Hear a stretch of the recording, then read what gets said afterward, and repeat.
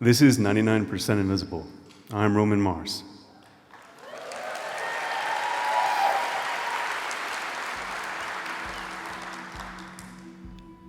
Cities, like living things, evolve slowly over time.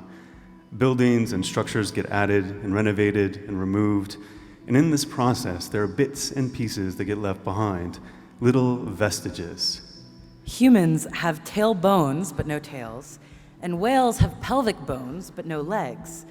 And cities have stairs that lead to nowhere, and telephone poles without wiring, and pipes that carry nothing at all. That is producer Avery Trufelman. Most of the time, these architectural leftovers rust or crumble or get taken down, but other times, these vestiges are not removed, and they remain in the urban organism. And sometimes, even though they no longer serve any discernible purpose whatsoever, they are actually maintained. They get cleaned and polished and repaired and repainted just because they're there. These architectural leftovers first caught the attention of an artist in Japan named Akasegawa Genpei. This was in 1972. One day, he was on his lunch break with some friends.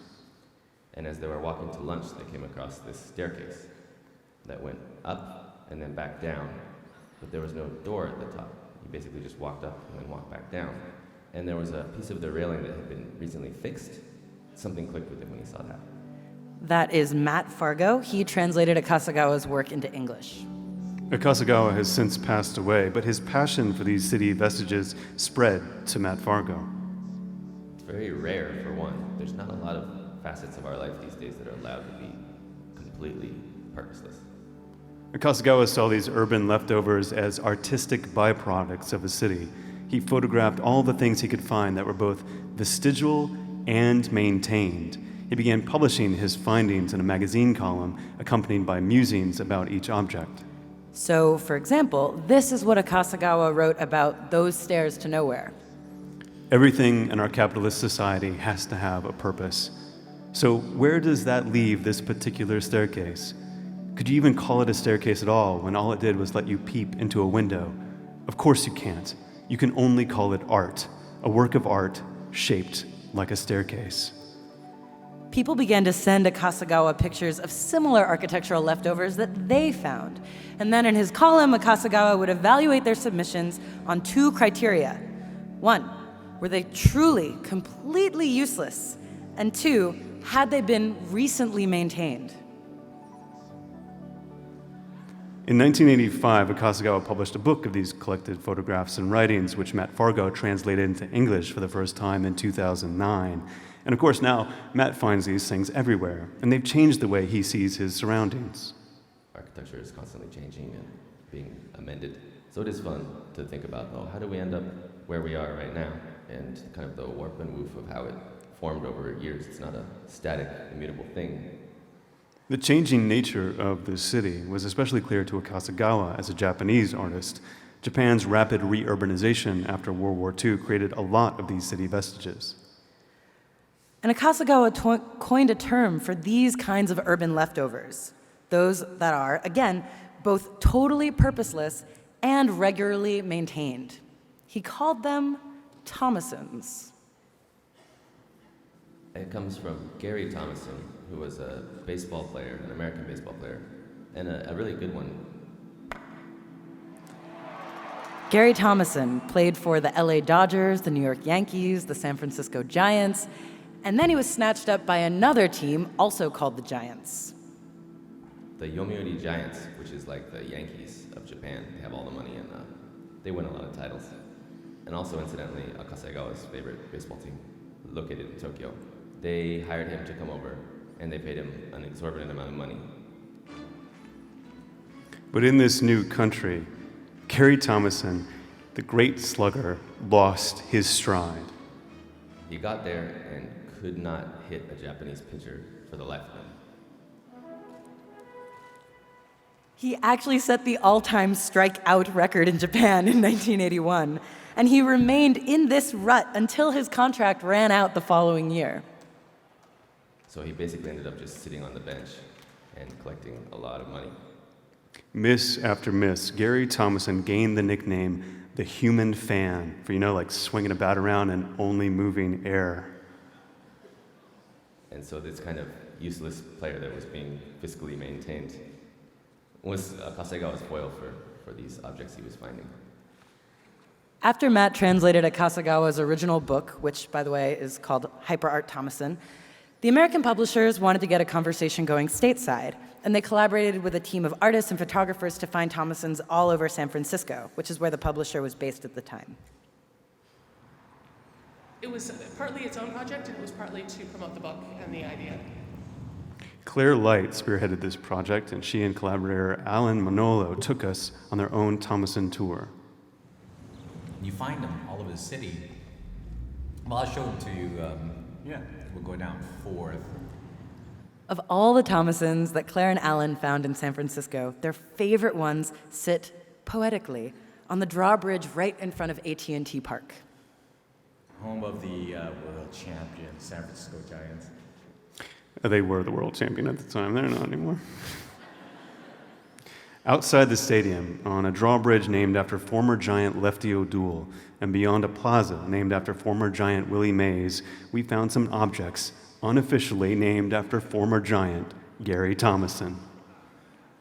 There's two one on each side. They look like little kind of robot sentry guards.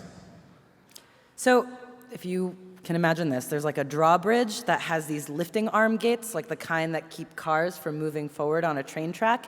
And next to those are the original versions, these old versions, but they chopped off the arms, and the base is still there for these old lifting arm gates.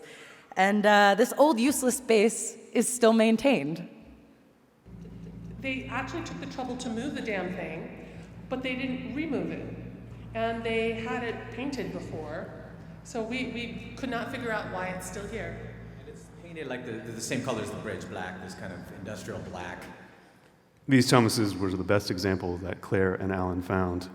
And so there are plenty of things around the city that are just derelict, but it's the maintenance that makes a true Thomasson.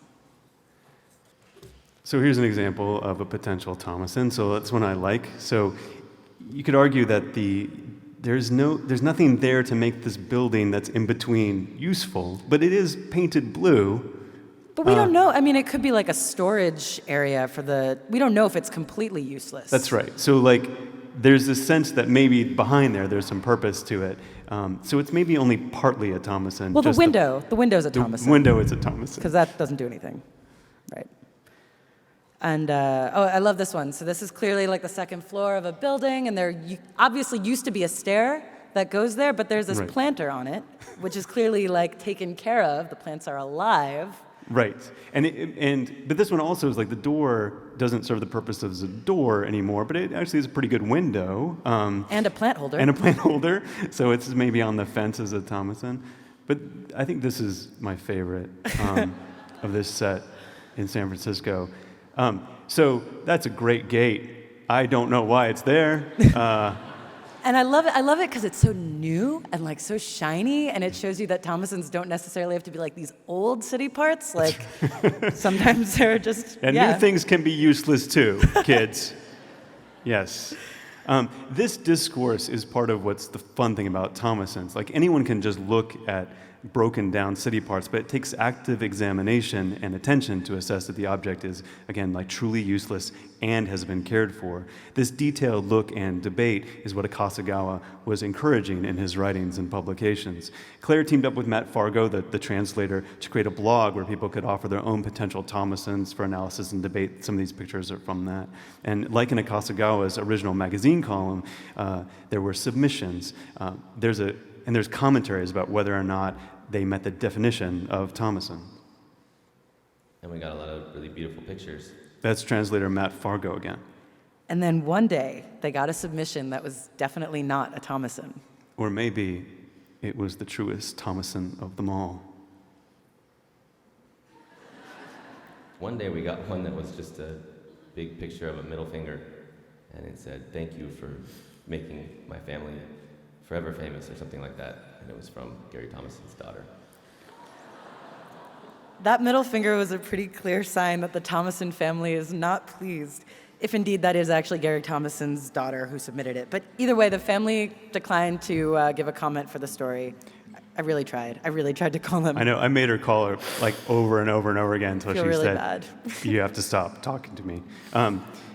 Which brings us to another debate whether or not something is a Thomasson. Is it really fair to call these things Thomassons at all?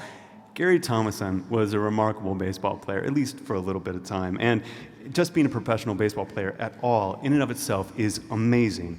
Hitting a baseball going 90 miles per hour is the hardest thing to do in professional sports. If you are fantastic at it, you fail 70% of the time. Combine that with Thomasson getting on in years and the stress of living abroad and any number of things that had been going on in his life, it is totally understandable that he wasn't the slugger that he was for the San Francisco Giants. And Akasegawa knew that. He followed baseball, and he was a fan of the Yomiuri Giants. He was a fan of Gary Thomasson. It was Akasegawa's big fear, when we told him we wanted to publish the book. He's like, I don't know about, publishing it in English because it might be really embarrassing for the Thomasson family and don't want to hurt any feelings. He's a sweet man. Matt himself was pretty nervous about the Thomassons family's reaction. I can't imagine what he would say. I just hope he knows that nothing but love for him and that Akasegawa was really, really nervous about that. But not so nervous that he didn't publish the book. And unfortunately, the name Thomasson really works. It fits. It's catchy. And maybe it's kind of mean. In fact, when I first heard about Thomassons, I thought it was really mean. But then I tried to remember all the baseball players I could from the 1970s, and I came up with like 4 names. And now, because of Akasegawa, Gary Thomasson has transcended even Pete Rose and Reggie Jackson and joined the immortal ranks of the eponym. Like cardigan and leotard and guillotine and sandwich and silhouette. However hurtful the useless title might be, the legacy of Akasegawa's Thomassons one could argue, is ultimately a positive one. Thomassons are delightful to find. They have inspired artists and translators and performers and urban explorers all around the world. Thomassons are treasures waiting to be discovered and analyzed. Plus, if you need to find a gift for the urban design enthusiast who has everything, I think a Gary Thomasson baseball card would really do the trick.